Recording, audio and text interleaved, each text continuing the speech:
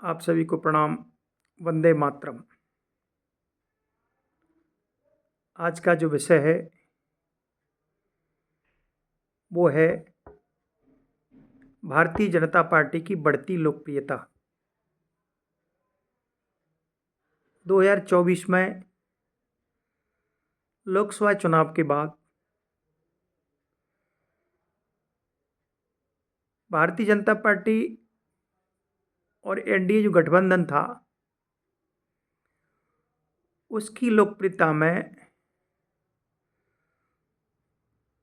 मामूली सी गिरावट आई। 14 के चुनाव में 281 सीट, इसके बाद 19 में 303 और 2024 में भारतीय जनता पार्टी को 240 और एनडीए को मिला करके 293-95 के लगभग।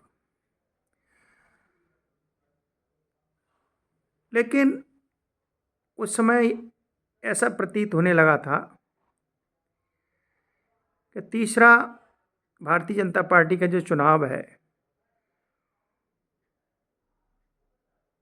उसके बाद जो परिणाम आए और सीटें जो कम हुई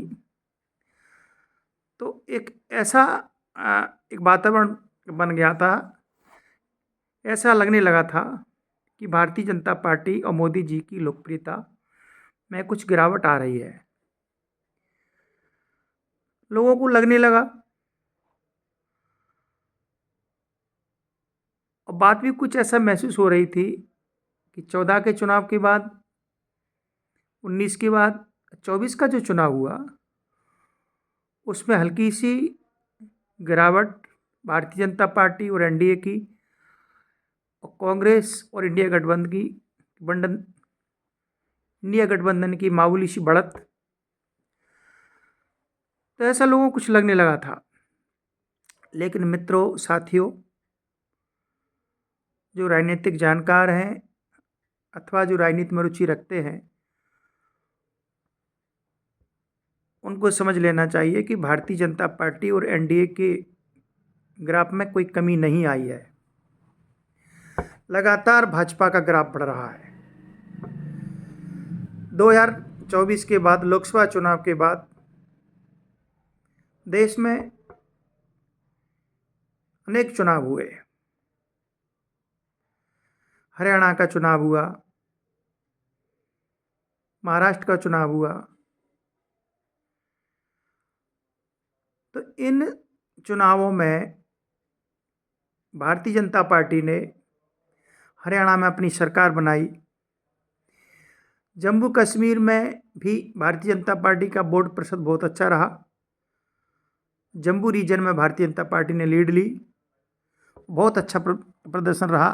और कश्मीर में नेशनल कॉन्फ्रेंस का रहा।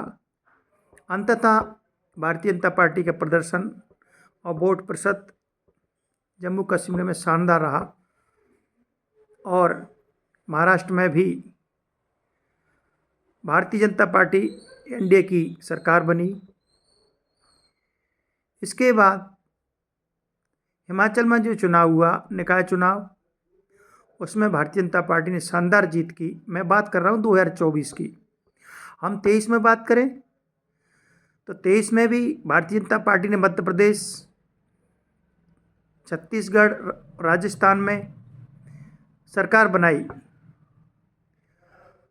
लेकिन मैं बात कर रहा हूँ 24 की, और लोगों के बीच में एक ऐसा लगने लगा था कि भाजपा और एनडीए का ग्राफ गिर रहा है। ऐसा नहीं है। आप देखिए, 24 में जो लोकसभा चुनाव हुए, इसके बाद में लगभग 4 राज्यों में चुनाव हुए। उन चारों राज्यों में हरियाणा और महाराष्ट्र, जम्मू की मैंने बता दिया है, वहाँ का प्रतिशत और वोट और सीट बहुत अच्छा रहा। हालांकि वहाँ पर सरकार नहीं बन पाई। लेकिन अभी दिल्ली में जो चुनाव हुआ वहाँ भारतीय जनता पार्टी सरकार बनी। हिमाचल में निकाय चुनाव हुआ, अधिकांश सीटों में भारतीय जनता पार्टी विजय हुई।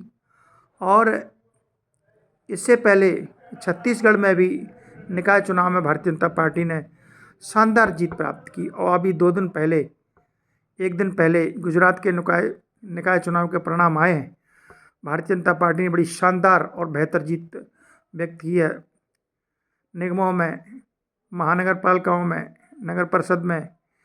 तो मेरा मानना है भारतीय जनता पार्टी का, नरेंद्र मोदी का लगातार ग्राफ देश में बढ़ रहा है, समाज में बढ़ रहा है। मित्रों, अभी 2025 में बिहार में भी चुनाव होने वाला है। तो बिहार एक बहुत बड़ा राज्य है और उस राज्य में कई बातें हैं, और वह राज्य बंगाल से लगा हुआ है, बांग्लादेश से अनेक प्रदेश की सीमा लगी हुई हैं। वहाँ घुसपैठ बहुत ज़्यादा है। जैसे सीमांचल का जो क्षेत्र है वो, उसमें अधिकांश घुसपैठ है। फिर इसके बाद मिथिलांचल आता है, मगध आता है। तो ये मगध और मिथिलांचल का जो क्षेत्र है ये बहुत विशाल है। इनमें लगभग 74 सीटें हैं। सीमांचल का जो क्षेत्र है वहाँ कुछ सीटें कम हैं। कुल मिला करके 243 विधानसभा सीट बिहार में है। वहाँ पर भारतीय जनता पार्टी का ग्राफ बड़ी तेज़ी से बढ़ रहा है। पिछला जो चुनाव की हम बात करें 24 की, उसमें भी भारतीय जनता पार्टी को, एनडीए गठबंधन को 40 में से और 30 सीट प्राप्त हुई है। 9 सीट इंडिया गठबंधन को आया है, 1 सीट वहाँ की जो है पप्पू यादव को गई है। तो भारतीय जनता पार्टी का वहाँ भी लोकसभा में बहुत अच्छा परिणाम रहा, लेकिन 2019 में जो परिणाम था उससे थोड़ा कुछ कम रहा। उस समय बीजेपी की 40 में से 39 सीटें आई थी। अब की बार 10 सीटों का वहाँ नुकसान हुआ है 2024 के चुनाव में। लेकिन अब की बार जो विधानसभा वहाँ होने वाला है, वहाँ बहुत एनडीए बहुत मजबूत है। उनके साथ में एलजेपी भी पार्टी उनके साथ है, मांझी की हम उनके साथ है, और उपेंद्र कुशवाहा उनके साथ हैं, और जेडीयू और भारतीय जनता पार्टी, यानी पूरा जो एनडीए गठबंधन है बहुत मजबूत और सशक्त है। मित्रों, कुछ लोग कहते हैं कि नीतीश कुमार का आवागमन निरंतर चलता रहता है। तो नीतीश कुमार जी का इतिहास तो हम और आप सभी जानते हैं। कई बार आप एनडीए में आए हैं, कई बार आप इंडिया गठबंधन में गए हैं। आपने कई बार भारतीय जनता पार्टी एनडीए को छोड़ा है 1996 से लेकर के, और 2013 तक आप भाजपा में रहे, भाजपा के साथ रहे। जैसे ही नरेंद्र मोदी जी को प्रधानमंत्री घोषित किया, आपने भारतीय जनता पार्टी को छोड़ा।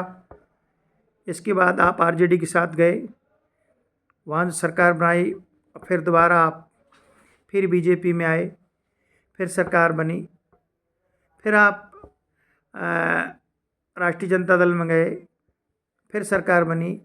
ऐसे आपका आना जाना वहाँ चलता रहता है।